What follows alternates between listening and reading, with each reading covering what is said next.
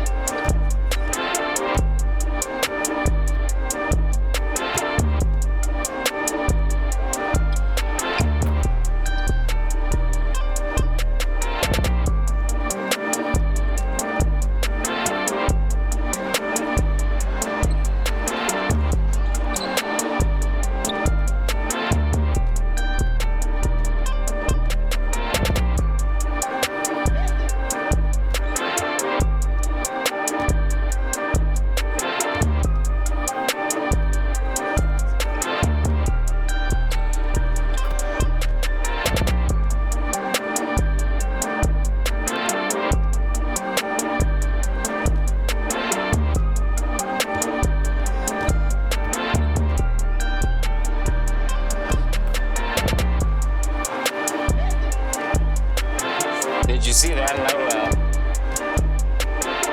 That was crazy.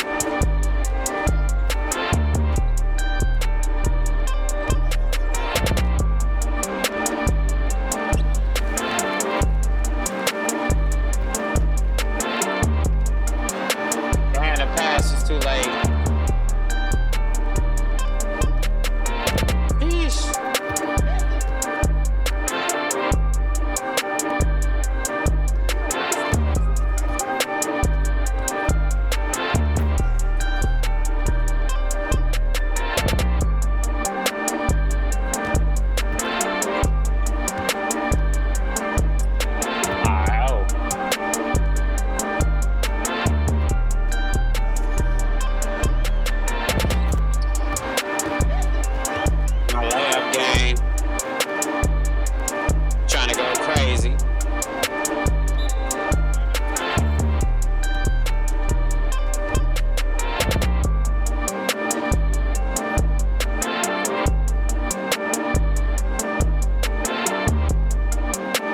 Let's see what we got.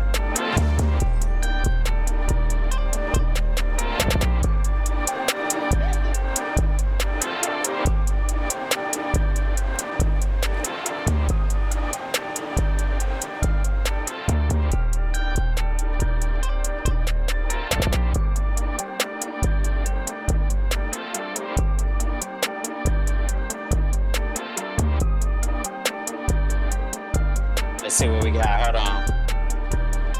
Check this out real quick. Experiments, read ancient texts. This past decade, there has been a revival, a resurgence, and a veritable renaissance surrounding the topic of... Let me do this shit real quick. Bop, bop, bop, bop.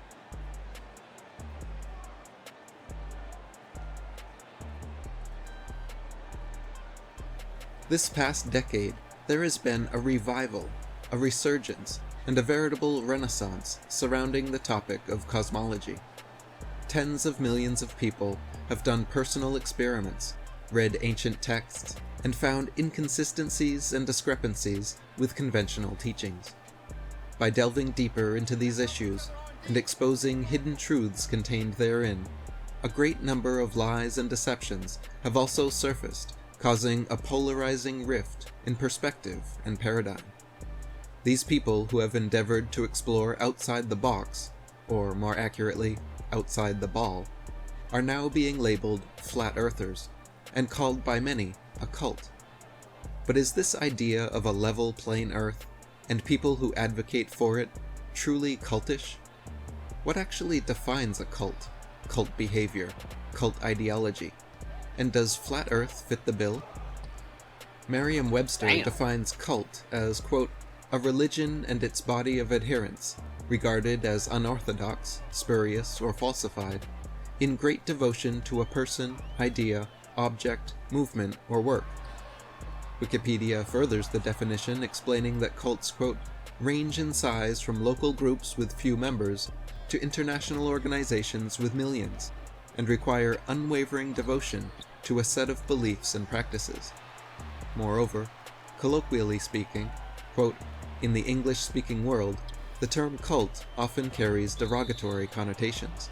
In this sense, it has been considered a subjective term used as an ad hominem attack against groups with differing doctrines or practices.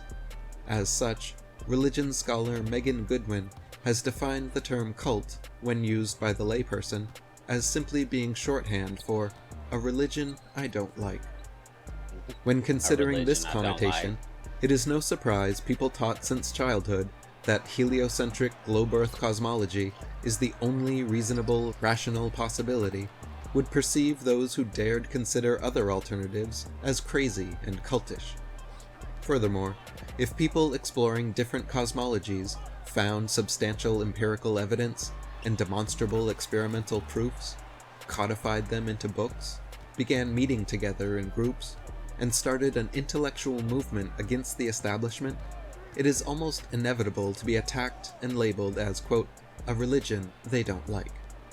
So if we were only speaking to colloquial connotation, then clearly the concept of flat Earth and the recent rise of flat earthers would seem to many like a cult. But the real definition is the denotation, and when considered closely, it is actually the heliocentric globe Earth cosmology and its apologist adherents who truly display cult-like behavior. For starters, literally every modern-day flat earther began believing the heliocentric globe model, because it is presented by the mainstream media and education system as absolute, undeniable gospel truth. No alternative cosmologies are even considered, and students are told that flat Earth was a false, fringe worldview believed only by our ignorant ancient ancestors. There will even be a wiki fact check under this very video, warning you that, quote, flat Earth is an archaic and scientifically disproven conception of Earth's shape. This is the very kind of one-sided, black and white rhetoric found in cults, which stands in stark contrast to the reality of every modern flat earther who had to personally overcome and seek beyond such imposed limitations to realize that viable alternatives do exist and have not been scientifically disproven whatsoever. Much like cult members breaking free from indoctrination, anyone becoming skeptical of the globe has to quietly do their own deep research into alternative concepts, deal with crippling cognitive dissonance, overcome generations of groupthink, handle incredible amounts of attacks, denial, and peer pressure, all for committing the seemingly unforgivable sin of exploring and finding validity in ideas outside the group's sphere of influence, pun intended. In this sense, flat earthers better fit the description of people coming out of a cult, whereas globe Earth proponents are the ones towing the party line, repeating slogans and claims taught since childhood, and punishing ex-members for daring to question the authority of their dogma. When attempting to engage in rational, reasonable discussion, or even when showing empirical, demonstrable evidence against their beliefs, globe earthers almost always resort to sophist tactics like scoffing, sarcasm, insults, and employ a variety of logical fallacies, from strawman and ad hominem attacks to circular reasoning and appeals to authority. Very rarely does a globe earther not resort to these reactions, and in my experience, the few who do soon become skeptics themselves. In Zoe Heller's New Yorker article, What Makes a Cult a Cult?, she comments on this phenomenon, stating, "The process by which people are eventually freed from their cult delusions rarely seems to be accelerated by the interventions of well-meaning outsiders. Those who embed themselves in a group idea learn very quickly to dismiss the skepticism of others as the foolish cant of the uninitiated. If we accept the premise that our beliefs are rooted in emotional attachments rather than in cool assessments of evidence, there is little reason to imagine that rational debate will break the spell." As Mark Twain stated, it is easier to fool people than to convince them they have been fooled. The globe also has its charismatic, unquestionable cult leaders like Neil Snake and deGrasse Tyson, Bill Neil Nye the Snake and deGrasse pseudoscience Tyson. guy, and Carl Millions and Billions and Trillions Sagan. These and other spokespeople, long before them, have been paraded affront the public for generations, preaching the globe gospel, presenting it as absolute truth, and repeatedly denouncing anyone with alternative beliefs. Luckily, however, their facade of authority and claims of incontestability are now being challenged and overthrown. And as Zoe Heller concludes in her article, the good news is that rational objections to flaws in cult doctrine or to hypocrisies on the part of a cult leader do have a powerful impact, if and when they occur to the cult members themselves. The analytical mind may be quieted by cultthink, but it is rarely deadened altogether. Especially if cult life is proving unpleasant, the capacity for critical thought can reassert itself. Shit, I hope y'all got all that. You know what I'm saying? Hey, I'm gonna try to finish this game real quick. Let's see what I can do real quick.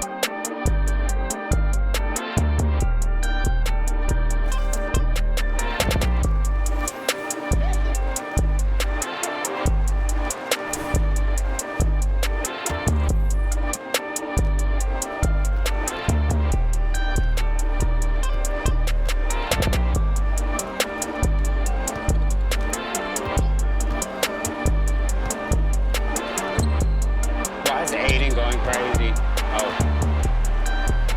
Okay. Spoke too soon. I'm about to say, that was definitely a foul.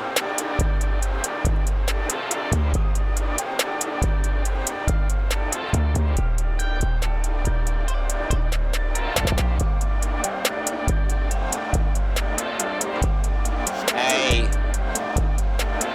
Hold up. Trying to get my shit together over here.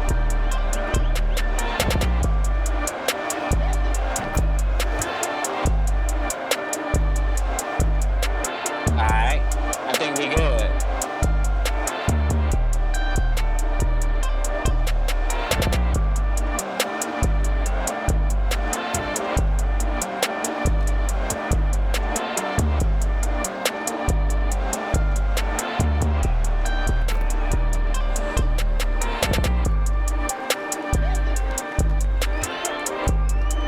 Oh, why they guarding me so tight?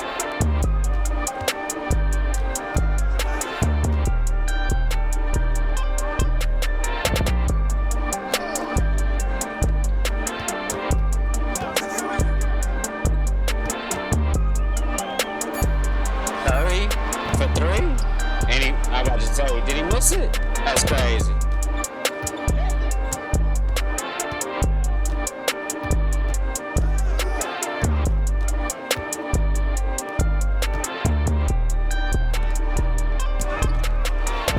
I don't know what happened. Somebody got this shit blocked.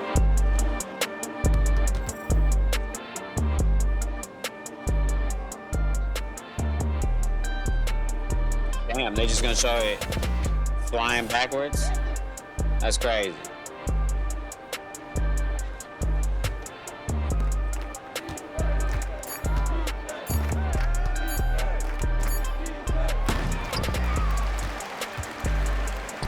Oh, because he got blocked.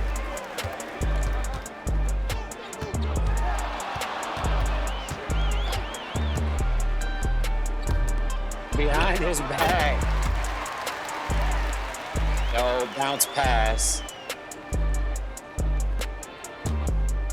The good old bounce pass. Come on, man. When is it okay to steal the ball in this game? You can't never steal the ball.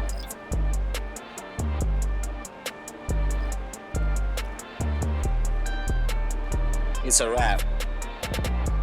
There ain't no more 2K in defense. Make defense great again. Know what I'm saying? Make defense great again.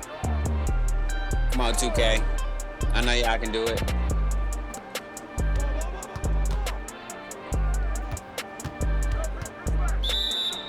I'm about to say, where the fuck is he going?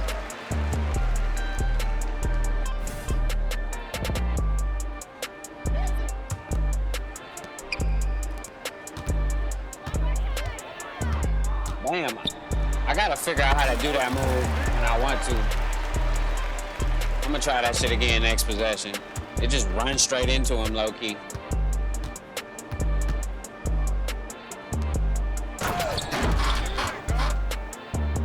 That's what happens when you go for the steal.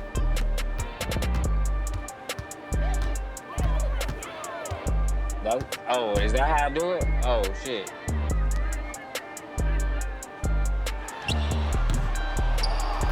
I'm fucking up. I'm about to say he ain't finna shoot it though.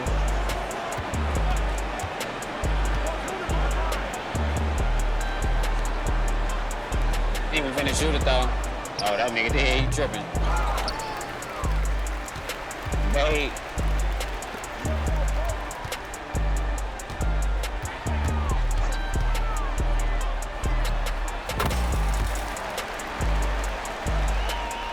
Big man ball and shit, just pushing him off. No dribble moves. Damn.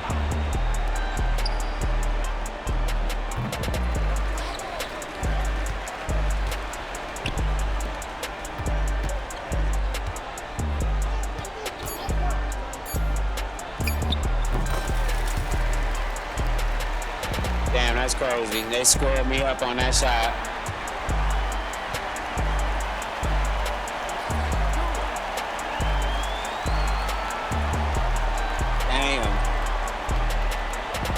Is it like, that's probably why. Hold on, let me change some things real quick.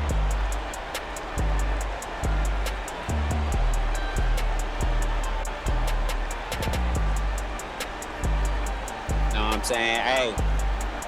Alright. Trying to make sure that don't happen very often. But you know, if it happens, it happens. Fuck it. We doing this shit live anyway.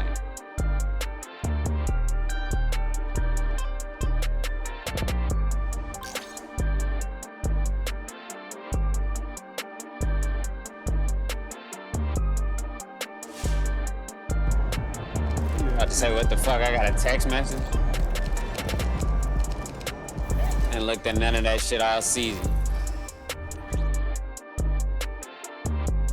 I ain't tripping. It's all good.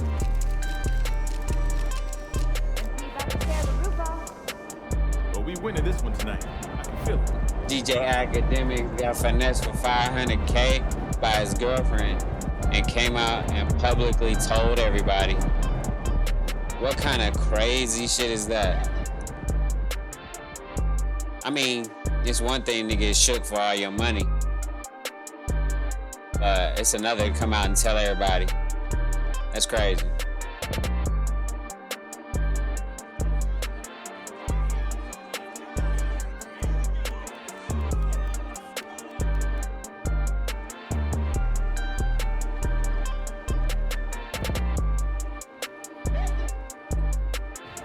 That's crazy.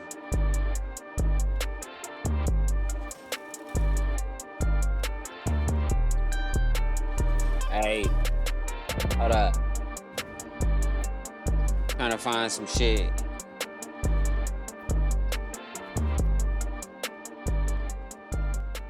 Trying to find some shit to look into. I mean, I don't want to watch the videos I was watching last night because y'all may not be interested. What the fuck?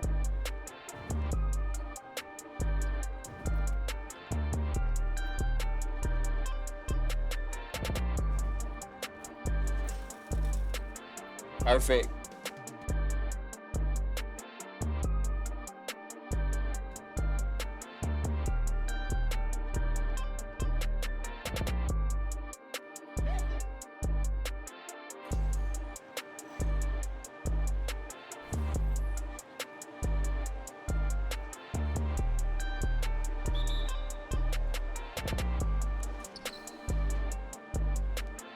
Hey, hold on. Let me. I'm gonna try to make every shot this game and play some defense.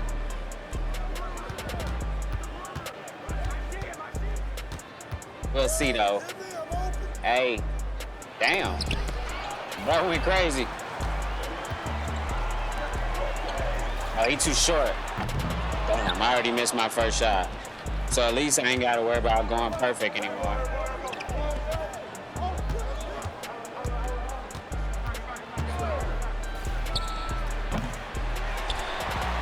I shouldn't have maybe shot that anyway, huh? Hold on, he too little. That's my problem. I should just be taking my good shots, you know, that I know I can make. I wanted to dunk that bitch just now. That's what I mean by that. I seen the lane for a second. But this dude can't dunk. Not like that.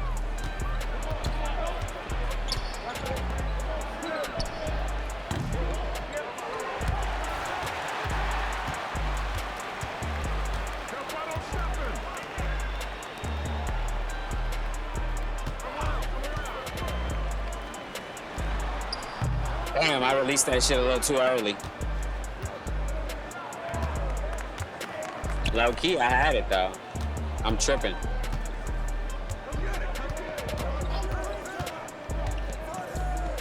I'm about to say that gotta be a foul.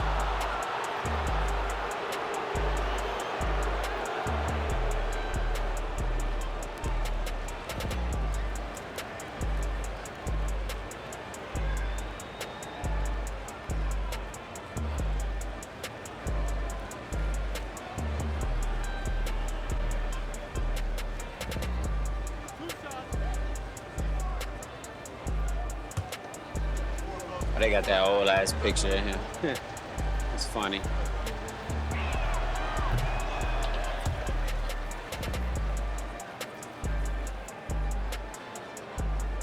I know. People really wanted to live underwater.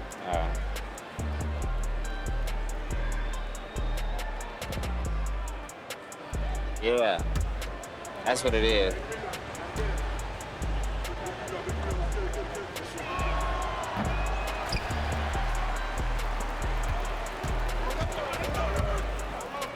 Damn, motherfucker, why did he pass me the ball?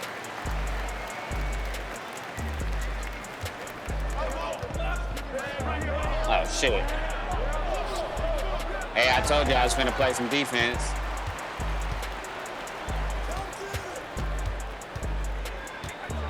Oh. And I made it. Come on, man. He too little. Look it. That's a foul.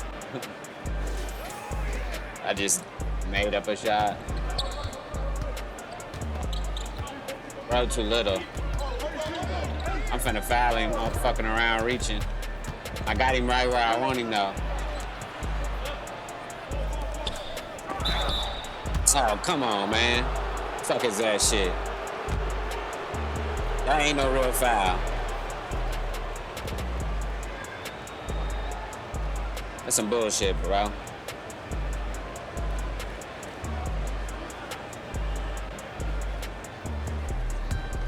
What the fuck? We finna watch this shit in a second, too.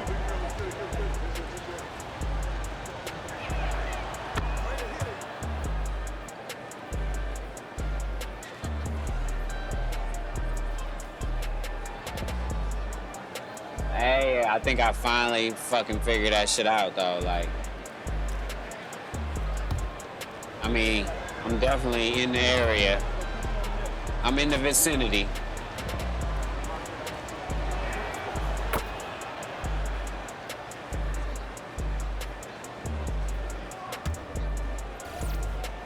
I was supposed to go 100% this game, bro. Oh, shit.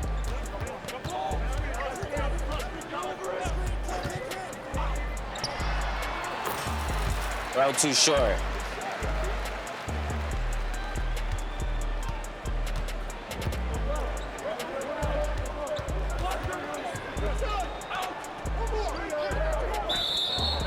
What the fuck?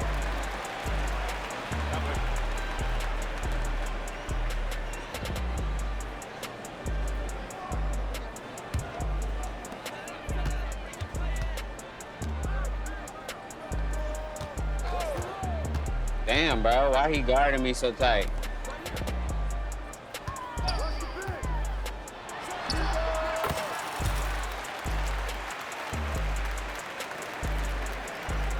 Jump shot gang. I'm trying to shoot a bunch of jump shots because I ain't trying to go get blocked. Come on, Curry. Yeah, get him.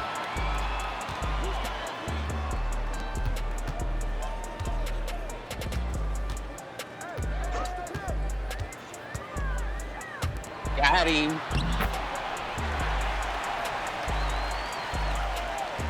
Draymond. Got my takeover too, fuck it.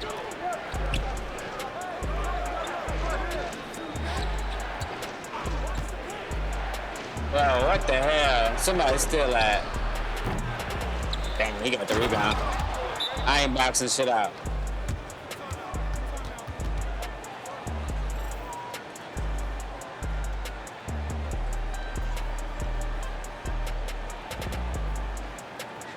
Why are...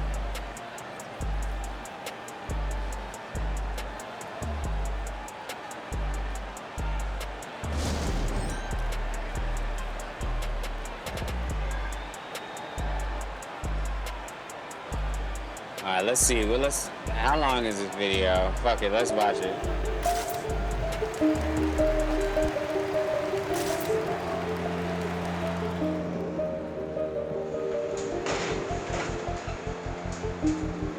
This is our cooler where we keep our produce. Oh, wow. These are all peppers and things that we've picked, and squash, different lettuces that you'll see. They're making the salad out there now. And this is local grass-fed beef from Wolf's Neck Farm. This isn't what you normally think of as prison food. Mark McBride is the culinary director at Mountain View Correctional Facility, a 350-person prison where inmates don't eat processed chicken fingers and sloppy joes. Damn, When what I they started get? 6 years ago, majority of the food was processed They food. getting some good shit. And I wanted to try to see if we couldn't replicate more home-style cooking, scratch cooking, using raw local ingredient. But the truth is, by taking these raw products from farmers and putting the work into breaking this down, we're actually able to save money. 2018, our two kitchens saved $142,000 off of their budget. Damn, that's crazy. The cooking is all done by inmates like Troy Glidden, who'd never worked in a kitchen before arriving here a year ago. We try to do everything from scratch. And like right now, during the summer, we get a lot of produce coming from the agriculture. 2 nights ago, I made a stir fry on the grill with zucchini and summer squash. You know, People ate it? Oh yeah, they love Really? it. Yeah, Right. I go back to my dorm and they're shaking my hand because the food is so Really? good. Yeah, What impact does that have on an inmate to have that kind of food? it makes them happier if they're eating better. This isn't what they see anywhere else. Yeah. How many times I've They heard people definitely say ain't this is the getting best that. meal I've had since I've been locked up. I hear that all the time. Much of the produce they cook with is grown by the inmates themselves at the prison's own farm just across the street. They got their own It's an farm. intensive type of organic growing that we do, a lot of soil building and nutrients. It's really dense. You're just growing so much stuff out here. These are eggplant here. There's about 5 kinds of kale. We've got different kinds of Chinese cabbage and things we try to do. McBride first came to Mountain View as a correctional officer. For most of his life, he'd run an organic farm, selling produce at farmers markets across the state. That's really good. In 2015, when Maine lawmakers ordered the state's prisons to create some sort of agricultural program, What'd they McBride do? volunteered to help out. He could never imagine it would grow into this. So this is a farm-to-table type of operation Right. that we do, that people were doing in restaurants and things Yeah. like that, but we're doing it here for this facility. Just farm to prison. Right. Farm to Yeah, prison. that's a good way to put it, actually. Right? Even in my life, I knew what this type of thing did for me. I just believed that there were residents here that could really benefit from this, and not only in education, but in their diet. It wasn't obvious that politicians would support providing what might seem like luxurious meals to felons. But Right. McBride and the They prison like, hell warden nah. soon found an enthusiastic backer in the state's prisons commissioner, Randy Liberty. The whole act of breaking bread the whole act of preparation of a good meal. It's, I think it's foundational to our families worldwide. It's home, it's family, it's all of that. It's binding to us. My father was incarcerated multiple times. And so I know the trauma of having family members incarcerated. I know the struggles that the families have as they try to survive with one or no incomes, living on subsidized food. You're really bucking this whole idea that I'm sure some people think prison is for felons and it should suck. So the way that I view prison is the punishment is being isolated from your family and from the community, and loss of freedom. That's the punishment. I think it's important that we recognize that although these people are incarcerated, they're still Mainers, and they'll be released, someday. Do you think They that gotta get access put to back in society nutritious and at some good point. tasting quality food a right? Yes, I think it's a basic human right. I think that we should provide the best meals that we can for our children in schools, and same with those people that are in our custody in correctional facilities. It's a basic human right. Mountain View isn't just making prison food more local.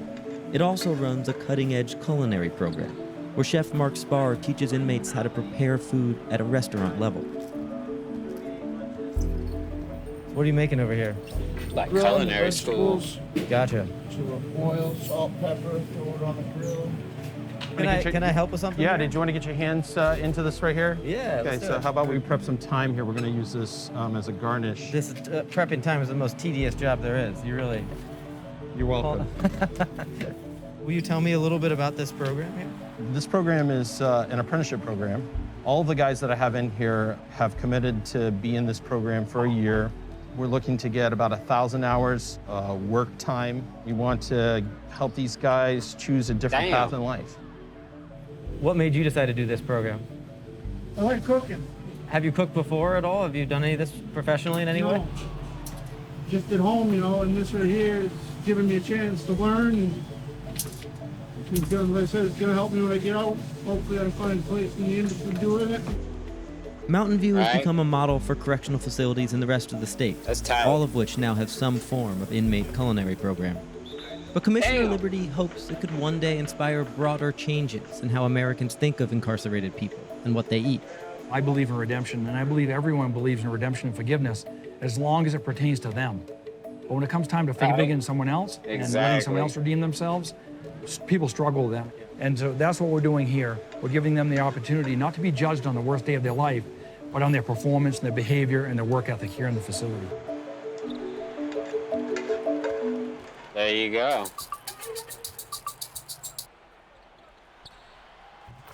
Bang. It's too easy. Just joking. That's crazy though. They about to have some good food in that bitch. Oh shit. I'm about to say he just pulled up.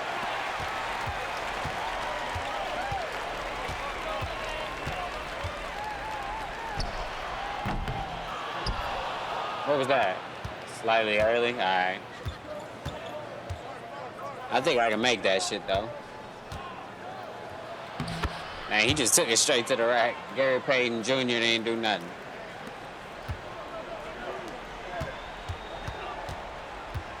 Oh, where he at though?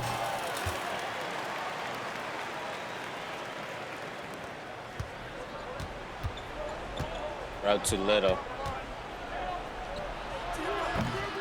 About to say he can make that though. Hey! Come on, man.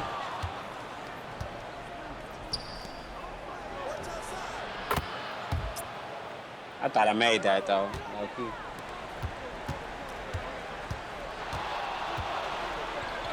Oh, that's on me. I fucking tried to pump fake and let the shot go on accident.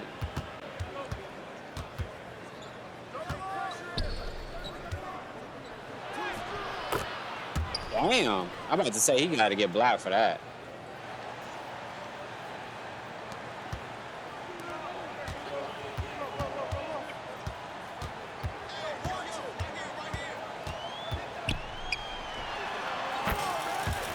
Damn, that's tough. He too little.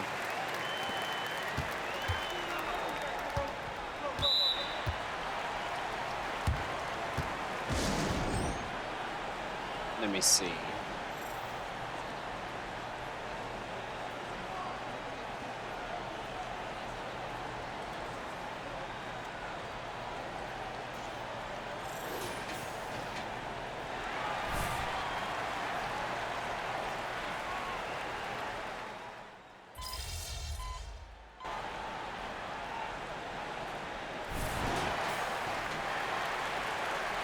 Damn.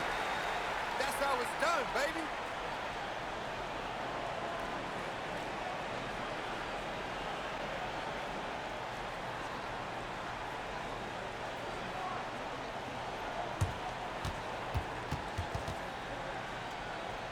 Birdman finna pay for honeycomb braids, the motherfucking a lawyer. There you go. He'll be alright. You gonna be alright. You alright if you put Drake on every hook, boy. That's crazy. Alright, here you go. Oh yeah, my bad. You know what I'm saying? Shit.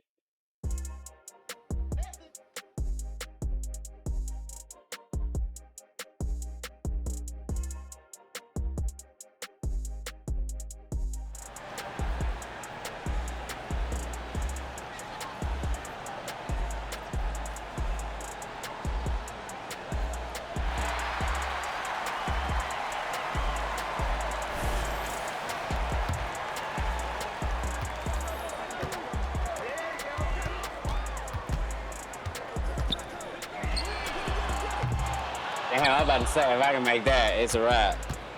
I just threw that shit up. Hold up.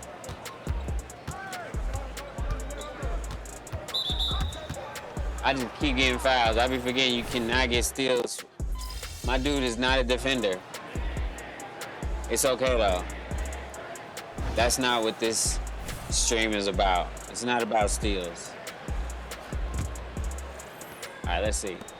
Oh, can I do it to this dude then? Yeah. I did it.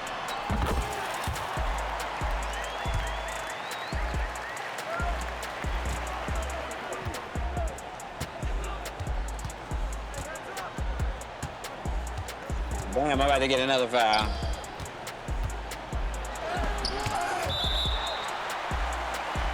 He thought he was finna get that. He tripping.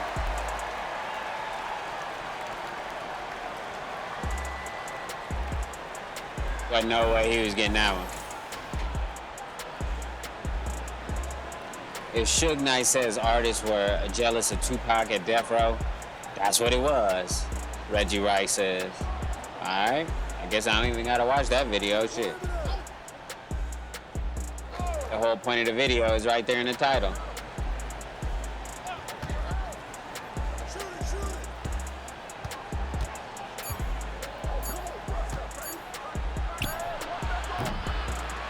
Damn. Who the fuck is this dude? He was fucked up. He couldn't get me.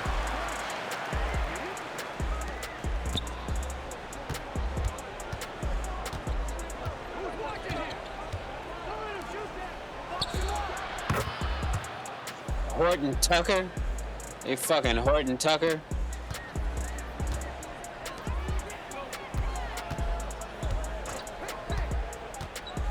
Oh, God. Oh, I held it too long. That's crazy.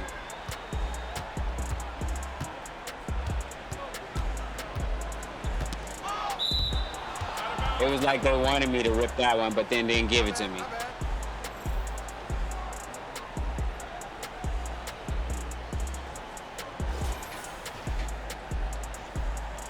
DJ Academics had to come out with that shit before the bitch did, so he tried to cut her off at the pass with the news. That's why he coming out with the shit. Unprovoked. He like, the bitch took money from me, so she don't come out and write a book.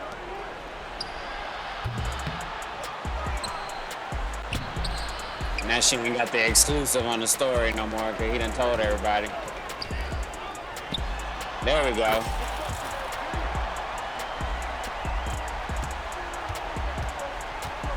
There we go.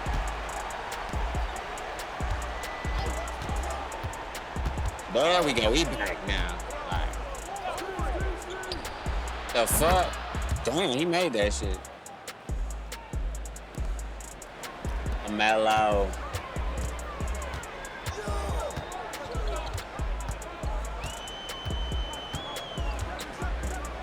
Ah, that's on me, bro. I keep fucking up the move. And he made it still.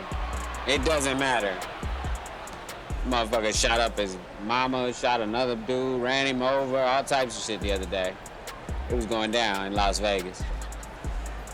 All right, let's see what this nigga talking about real quick. Hold on.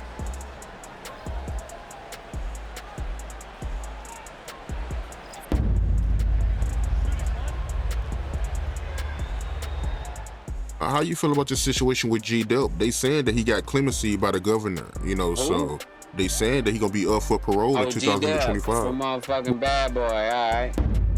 I remember him.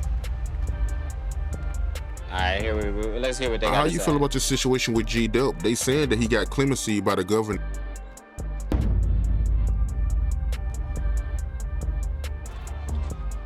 How you feel about the situation with G Dep? They saying that he got clemency by the governor, you know, so they saying that he gonna be up for parole in 2025. Well, G Dep didn't know he had commit a murder. Damn. G Dep just thought he just had shot somebody. He was getting his life together. So he, you know, I think he had turned to God or religion. So he turned himself in regarding that incident, only to find out that dude was murdered in the situation that he had with him. You understand? But Governor Holcomb gave him clemency because the fact that he turned himself in, the fact that while he was in jail, he was a model citizen, got his associate's degree, and did all the things that he was supposed to do so he could come back into society and try to be somebody. Exactly. When he was with Bad Boy, you got to realize he came in with Black Rob. He was supposed to be Black Rob's artist. But Black Rob didn't have no paperwork on him. It was only, you my man, I'm gonna bring you up here to Bad Boy. We're gonna do this music together. You know, you're gonna be my artist. And Puff seen that, and what'd he do? Snatched him away from Black Rob, put him on paper, you understand, and gave him a deal. You know what I mean? But that was Black Rob's artist, G Dep was. So they did special delivery. G Dep was, he was hot. He had a few nice hits, you understand? And probably could have, you know, been something real big. But it brought a little, you know, Rob didn't really care like that because he seen his man get on. And he brought him there for him to get on, but he didn't bring him up in there for Puff to steal him from him. But that's what ended up happening. So I guess after, you know, a few songs and everything like that, Puff just didn't like the vibe with G Dep because him and Rob at the time was still doing some of the things that they was doing in the streets, and Puff couldn't control that and let him go, drop him. So he just dropped him. I mean, with everything he going through right now, did he been in contact with him since he been in prison? No, he ain't reach out to him. You know, only one that I know that's reaching out to G Dep is Mel Love. That was one of the interns that was at Bad Boy at the time. He's the one who gave Big his name Notorious. You know what I mean? Do you think Diddy should reach out to him? Well, I wouldn't say that it's not his responsibility, and I wouldn't say it's his responsibility, because G Dep is his own man. But G Dep did make a couple of hits for you. G Dep was signed to you, and if you have the ability to help him, you understand, why not? But I think that ability to help G Dep is getting thrown out the window right now. Right. He gotta help himself at this point.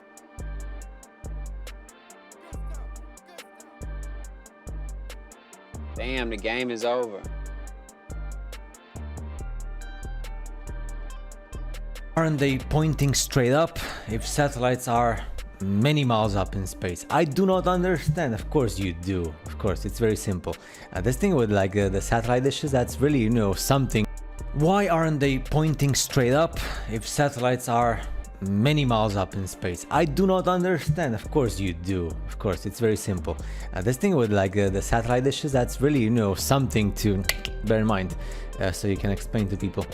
So you're telling me that the moon, with the moon a quarter of a size of the Earth and a sixth of the gravity, it causes the oceans to move up and down twice a day on a ball spinning at 1,000 miles per hour, with oceans held in by gravity alone on the curve, right?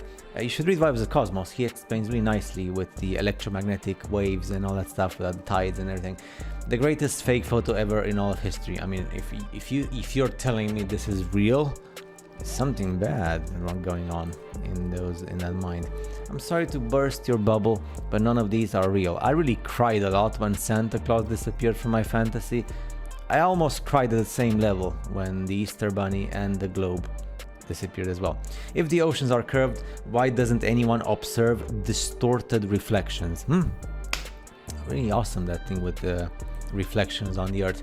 On the globe, spinning in space with curved water, why the need to fly through Canada? England to Texas. So you go from England to Texas, you fly through Canada. That's why when you see the real map, the only one we have, because it's kind of like forbidden to have anything else, so it's the only one left from the 1900s.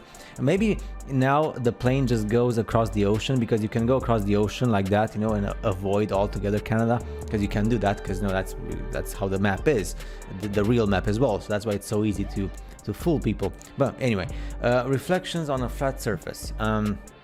Which cannot happen on a curve. Do you understand? It's so easy, especially if you live on a coastline, you see the sea all the time. But even if you don't live on a coastline, you live in a city or something, you just like check the city lights and you understand everything. It's so easy once you see certain things. A picture is worth 1,000 words. So yeah, they call it sea level for good reason. Sea level. But that's even the vocabulary in English and all the other languages, they tell you the truth. Nikola Tesla. Earth is a realm. It is not a planet. It is not an object. Therefore, it has no age. A realm. Earth would be more easily defined as a system environment. That's an enclosed environment. Earth is also a machine. It is a Tesla coil. The sun and moon are powered wirelessly with the electromagnetic field, the ether. Once you read Vibes of Cosmos, you understand this way better. This field also suspends the celestial spheres with electromagnetic levitation. Everything is electromagnetic, and yes, we live on a realm, and it is very possible to have spheres up there when we look. It's very easy. Electromagnetic levitation disproves gravity. Electromagnetic levitation, which is, by the way, it's free, but it's not free for us because, you know, no technology for you and me. Disproves gravity because the only force you need to counter is the electromagnetic force, not gravity. That's the only force you need to counter or to use to your benefit. The stars are attached to the firmament. They're attached. The big question is, what are they? And then they say that Nikola Tesla loved the globe. Ah, man.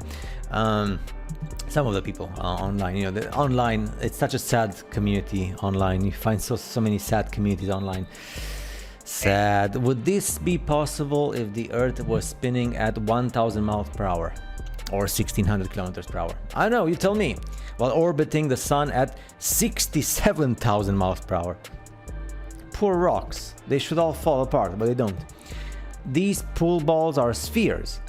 This table must be a sphere too. That is the globe logic. I think you know what I'm saying. So how is it that this guy can see the horizon in his window on a plane at 10 kilometers or 10,000 meters above sea level if the ground beneath him is shaped like a ball? It goes down, the curvature. And of course the planes never dip their nose. I wonder why the father of NASA, Wernher von Braun, you must spell that correctly, Werner von, because the V in German sounds like an F, so it's Werner von Braun. You know, the guy only lived 65 years, that's really sad. I wonder why the father of NASA would only have this psalm on his headstone. Me too. Speaking about the firmament and all that stuff. I mean, you know, he was from a different time.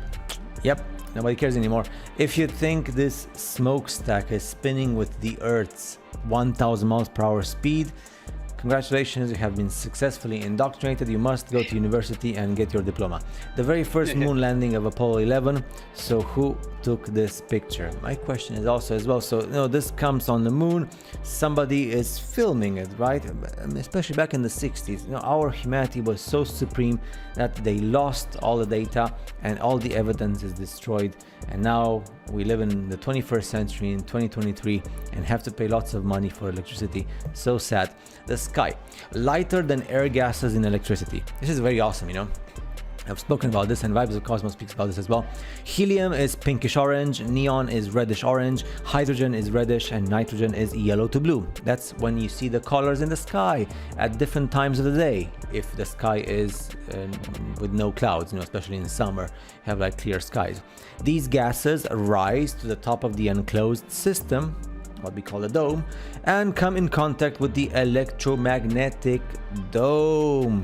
Electromagnetic, everybody?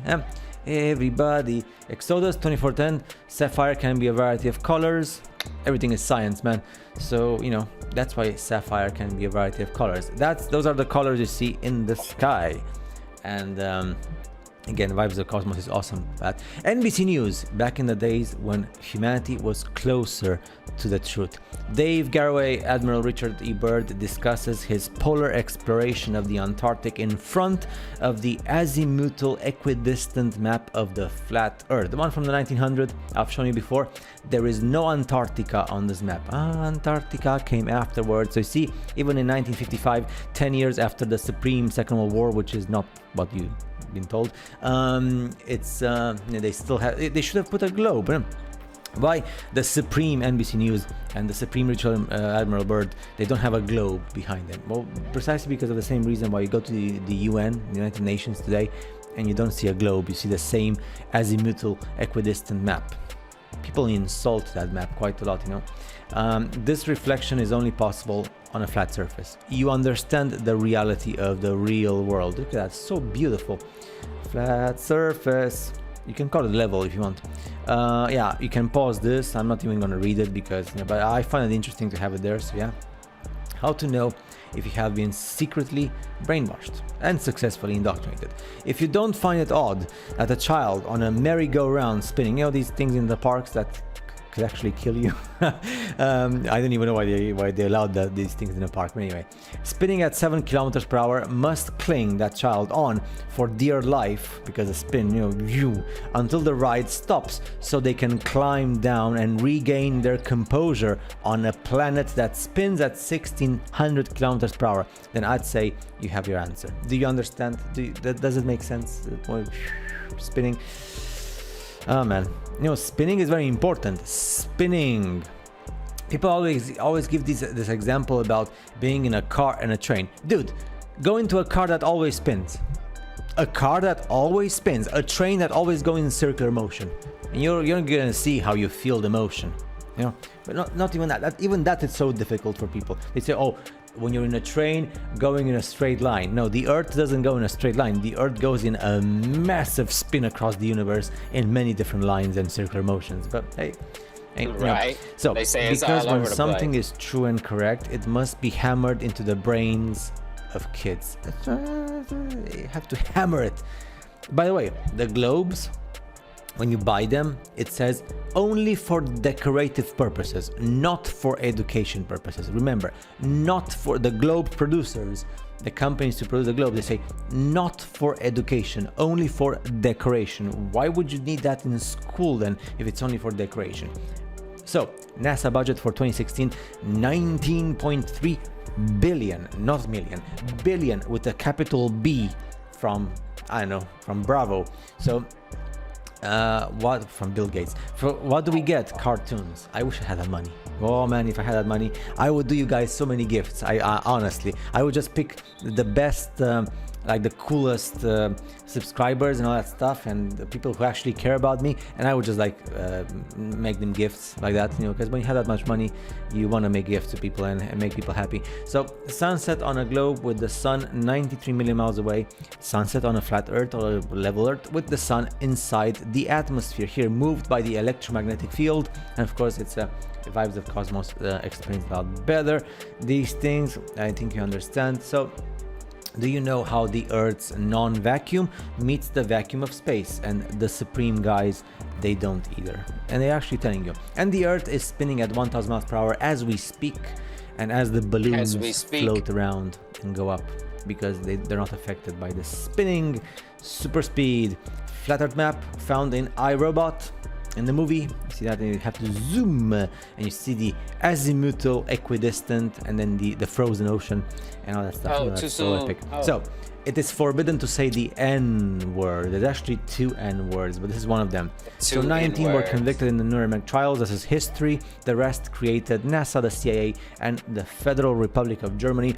And I'm not even going to Germany because there are certain things about the war that you're not supposed to say. So yeah, but how did they stay upside down on a spinning ball? A Freemason invented an imaginary force called gravity. That's the end of the story. You have to love gravity. And notice the differences. Official images, do you see the difference? Of course you do. And again, remember, people don't usually speak about satellite dishes. They should. I hope you enjoyed. This takes you to the next level. This and the previous videos as well. Things like this in the previous video get you right. Should have had you right.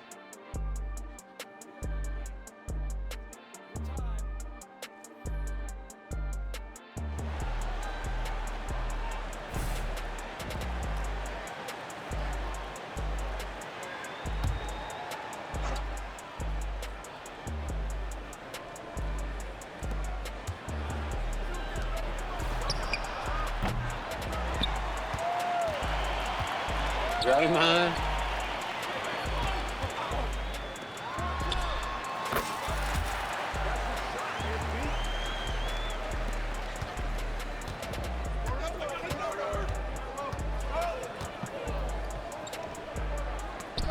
How'd he make that pass, bro? There we go. That's what I'm saying. The pass was so late that the next pass had to be late.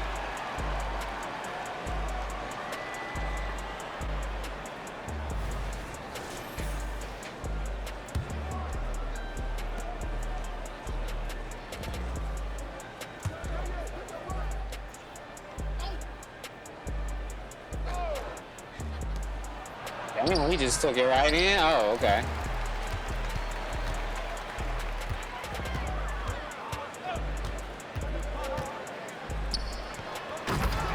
Too easy.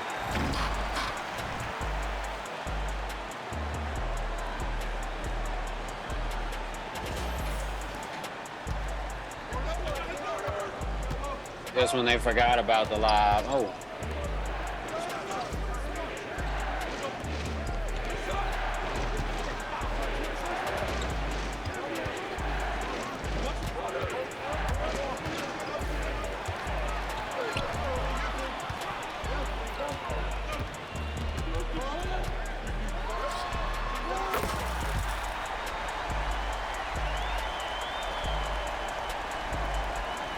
He's like, oh shit.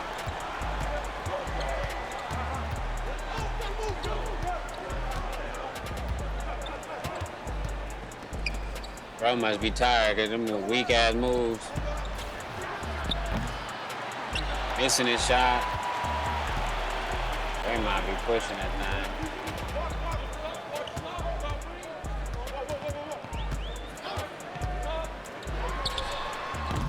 thing. Damn. That was on me though, I fucked it up. Wow, what kind of...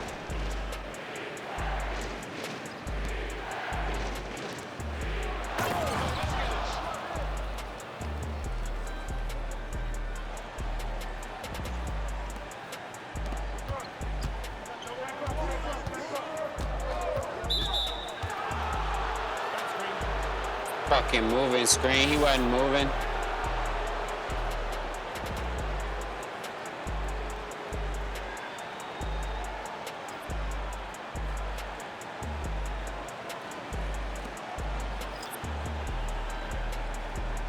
You know, for many years, the existence of dinosaur fossils was thought to be a problem for creationists and for the biblical account of creation. I got something better than that. Hold on. Just remember.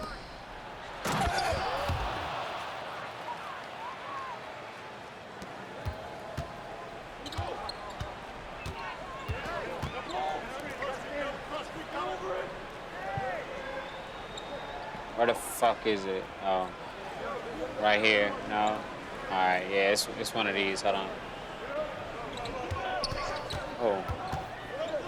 Oh, that's too nasty. Oh no. Hold on, for real. I gotta replay that. That was low key nasty. Hold on. Let me see this shit. Let me run it back real quick. I gotta see this shit. Hold on. Damn, lost it. He had him chasing me. Step bike. Then the big man had to jump in. He too far away though. Look how far away he at. He at the free throw line. Look at the pivot out the 3-point stance. Speed boost basically. Quick little crossover step bike. It's still a long two, but whatever.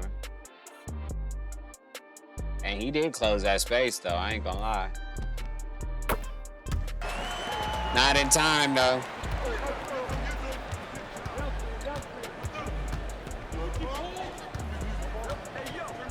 Oh, I got this video, hell yeah. By the end of this...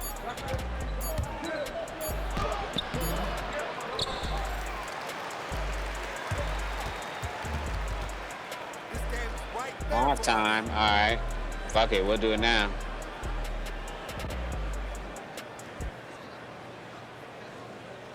By the end of this video, you'll know how and why Hold on, no. Hold on. Give me like 2 seconds. This shit's funny though, hold on.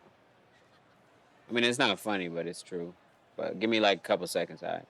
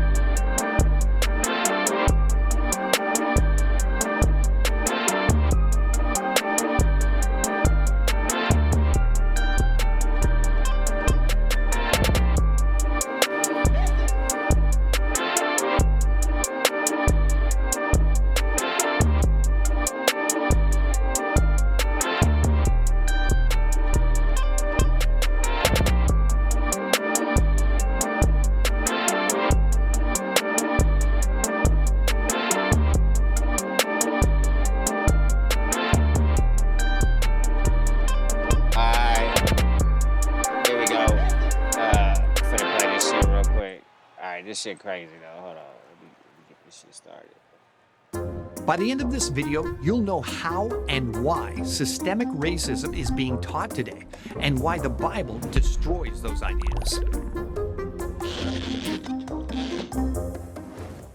Headlines touting the prevalence of systemic racism permeating Western culture continue to jam news and our social media feeds.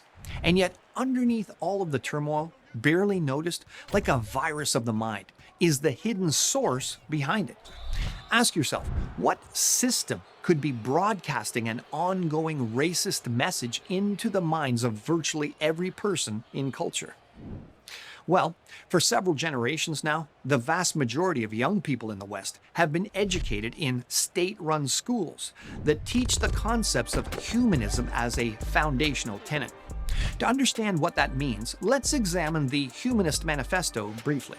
Religious humanists regard the universe as self-existing and not created. Humanism believes that man is part of nature and that he emerged as the result of a continuous process. As non-theists, we begin with humans, not God, nature, not deity. And to emphasize how that's taught in schools, in 1995, the U.S. National Association of Biology Teachers stated the following: "The diversity of life on Earth is the outcome of evolution, an unsupervised, impersonal, unpredictable, and natural process of temporal descent." Now, do you see any differentiation with a true difference between these two declarations? I mean, one is supposedly a philosophical creed, while the other is apparently a scientific definition. But unsupervised evolution means there's no creator God. Impersonal would mean life has no special meaning. Unpredictable means we're the product of blind chance. And natural process means processes inherent in matter. So the conclusions of both statements are one and the same. This means that the vast majority of young, impressionable minds in the West, including children from Christian homes, are being systematically programmed through the teaching of the story of atheistic evolution to explain how we got here without God, from kindergarten all the way through to university. Now, racism, by definition, requires the concept of different human races supposedly existing to justify the belief that one's own race is somehow superior to another. Let's think. What teaching specifically promotes that concept? The idea of superiority of one race over another requires some sort of scale to judge the races against, to decide who is more or less advanced than the others. Now, where do we see that idea taught? Well, the story of evolution provides just such a set of metrics. A simple, common example is the classic ape-to-man diagram, so popular in textbooks and t-shirts that it's imprinted into the minds of millions of students every year. It almost always depicts dark-skinned hairy apes turning into Caucasians over millions of years, and so provides a simple visual concept illustrating the less melanin you have in your skin, supposedly the more advanced you are. The idea is simple to grasp. We're just evolved animals, and some races are supposedly more advanced than others. Although supposedly scientific, it's racist to its core.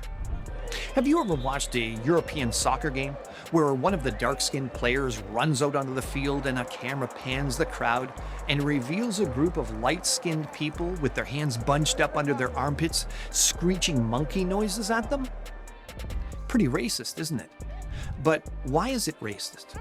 Why is it monkey noises and not kitty cat noises or bird noises? No, it's monkey noises. So what's the real message they're conveying to the darker-skinned person? The underlying idea is, you are closer to the apes. You are less evolved than we are. Therefore, we're superior and we can mock you. Think of the older but popular movie, Remember the Titans, where there's a banana tossed around between the black coach, played by actor Denzel Washington, and an opposing bigoted white coach. Racist, isn't it? But why is tossing a banana to somebody with dark skin racist? Why not a pomegranate or a plum? Because monkeys like bananas. So again, what you're expressing is that they're more like a monkey than you are. The entire concept of human evolution is a racist idea. And the father of modern evolution clearly expressed those views in his books from the beginning. Conceptually, Charles Darwin made what he believed very clear in his expose of human origins titled The Descent of Man, where he said, "At the same time, the anthropomorphous apes, that's the apes that look like people, will no doubt be exterminated. The break between man and his nearest allies will then be wider, even than the Caucasian and some ape as low as a baboon, instead of as now between the Negro or Australian and the gorilla." He clearly implied a hierarchy of sophistication, shall we call it, from the baboon or gorilla to Australian Aborigine and Negroes to the Caucasian. Dark-skinned hairy apes have turned into white people over millions of years. He believed Caucasians were supposedly the most highly evolved race on the planet. So again, the lighter the skin tone you had, the more evolved that you were. Conversely, the less white you were, the less evolved you must be. It seems so obvious then that some races may have evolved to a different level of intellect or ability than others, which meant that some races are superior and some inferior. Now, lest you just think this is some random opinion of a Bible-thumping creationist, understand that even giants in the atheistic evolutionary community, like the late Stephen Jay Gould, have admitted this. Biological arguments for racism may have been common before 1859, but they increased by orders of magnitude following the acceptance of evolutionary theory. Do you see the connection? Origin of Species was published in 1859. So even though racist ideas were around long before Darwin, after he published his ideas, racism exploded. Prior to this, People were expressing bigotry in an ad hoc fashion because of their natural sinful inclinations. But the concept of human evolution in Darwin's works provided people with a supposedly scientific basis for believing that they were superior to others, fueling racism by orders of magnitude, to quote Gould. Ideas have consequences. No sooner had these ideas been published, atheistic evolutionary adherents like Thomas Huxley, nicknamed Darwin's Bulldog and one of his closest friends, were spewing racist filth like the following. No rational man, cognizant of the facts, believes that the average Negro is the equal, still less the superior, of the white man. In contrast, the Bible teaches that we're all one blood in Acts 17, descendants of our two original parents, Adam and Eve, and that there's only one race, the human race. Until people come to grips with the reality that there's only one race, there will always be, by definition, racial tensions. You say teaching evolution doesn't support systemic racism? Make it make sense. Make it make sense. You always say that at the end, I think, now. This is like thing, I think.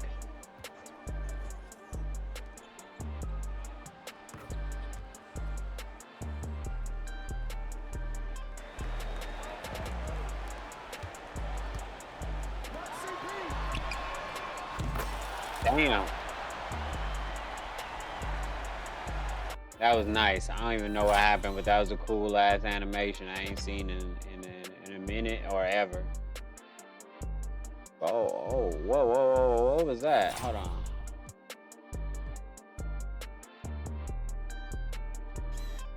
Anyway.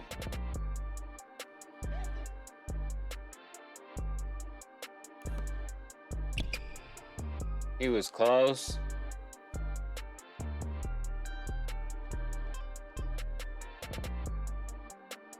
Dang, he almost fell and everything. Still got it though. Know what I'm saying? Whoa, that could have been a foul. I'm about to say that gotta be a steal.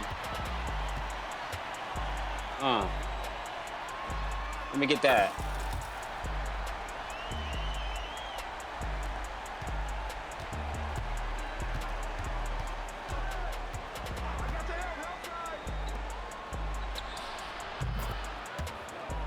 Of course he makes that.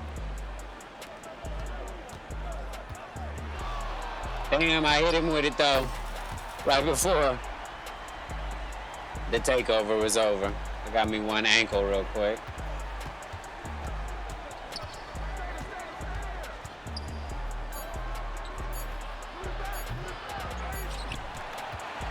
Damn, man.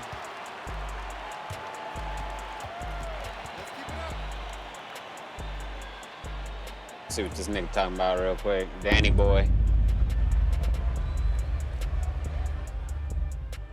I've been having you on the platform for a while, man, and I never asked you before, man. You know, when Tupac went to Vegas, was he happy to go? Because it's a known fact that he was supposed to go to Atlanta for a family issue. I don't know nothing about that Atlanta trip, because I seen some interviews about Pac going to Atlanta before going to Vegas. I don't know nothing about that. As I said before, it was planned, obviously, because there was a show that was going to happen after the fight in Vegas, right? There was a show that the after party at Club 662 where Pac will be performing. That doesn't sound like a trip to Atlanta. Right. Pac was happy to go to Vegas because like he was one of the first ones to be jumping on the road. We all jumped on the road to go to Vegas after the second shoot of Toss It Up. It was the last video that he shot. Then we got on the road to go to Las Vegas. So who's to say if he changed his mind? I don't know if he changed his mind from going to Atlanta, but definitely going to Vegas looked like something that he wanted to do. And Vegas was our getaway. And I think that he was looking forward to doing that. We had a good time, a little time that we was there, on the way there. But it was all of our plans to be in Vegas for the fight. when you look back in hindsight, right, what do you think should have happened to avoid Tupac getting shot in Vegas? I mean, like anything else, man, I wish he would have had better security. Or, you know, security that was a little more vigilant. I wish he would have took that trip to Atlanta. If he was supposed to go to Atlanta, I wish that would have been a trip that he had taken. I don't know, man. Just you know, when you know about God's plan and the way that things are supposed to happen, there's not anything that you could do to stop what's written. Just unfortunately, we don't know how we're gonna leave here. Some people leave in planes, some people get murdered, strokes, heart attack. For myself, just never seen him going out like that, but this is something that happened, especially in the Black community and in society on a day-to-day basis. I work in a funeral home right now when I'm not singing. I work in a funeral home, in my family funeral home. I'm in the back room, I'm in the morgue, I'm in the hearse, I'm in the cemetery every week. And we're bearing a lot of future Tupacs. Real talk, man. And it's kind of like when he died, that was pretty much your career, respectfully. Because it's like at that point, you was on like 4 or 5 songs on All Eyes on Me, you was on Machiavelli, and it was looking like you was about to be a star. I thought it was on, boy. I thought I was about to be him. Thought I was about to blow up. But the demise of Death Row definitely took my career on I like to say now, a detour. Not quite down the roads in the street of the journey that I've always prayed for. But none of us, we don't know our story. That's the good thing about life. You don't know your story, you get an opportunity to live in this movie and act out the scene. I'm just acting my scene, man, and I'm grateful to still be able to sing and release records, and people still notice me for what I do today, and hopefully see me for who I am, outside of, you know, things that I've said in my book, outside of my sexuality. You know, I try to exude the music that I sing. I try to exude who I am. So that's just it, man. Like, other than that, I'm in a different part of my life, man. I'm singing. That's it. Keeping it moving.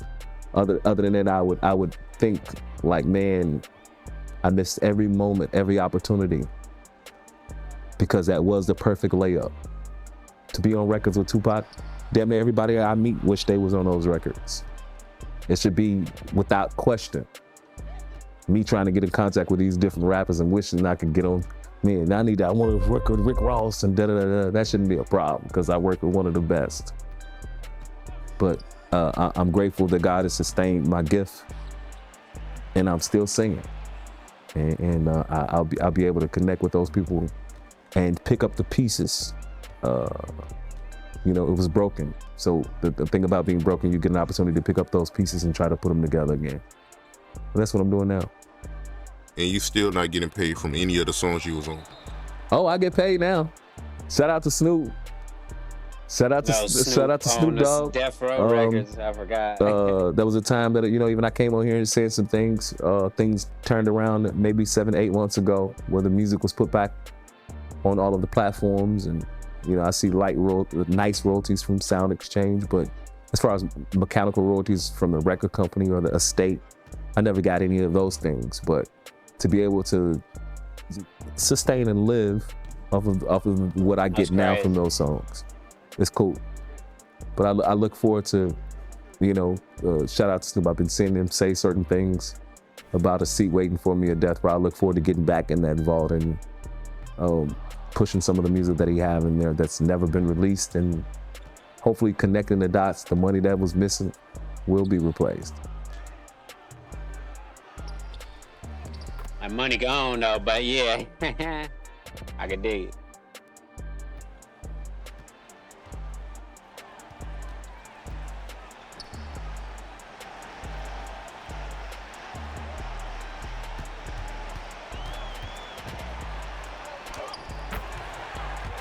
Too easy. Straight down the middle. Bunny hop bag, apparently.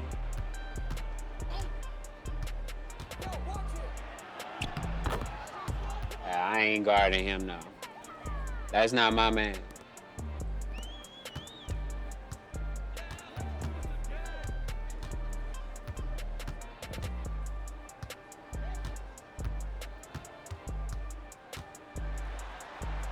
Damn.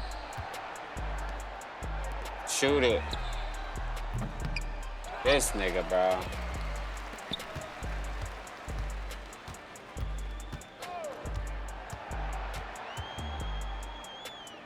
That's crazy. Bail out. Bail out. Bail me out, Chris Paul.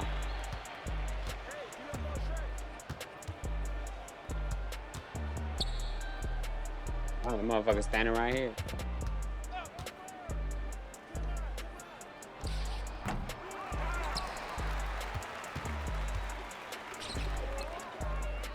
Alright. Hey! I'm about to say let that go in. Slightly late. I low-key could have made it though.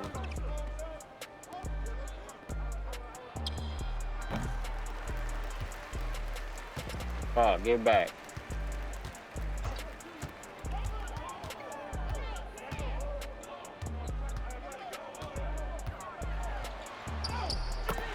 Damn, bro. That shit crazy. My dude ain't even a layup guy. But yeah, on that note, I'm gonna holler at y'all motherfuckers later. I got some other shit I gotta do. But yeah, y'all keep it pimping, you know what I'm saying?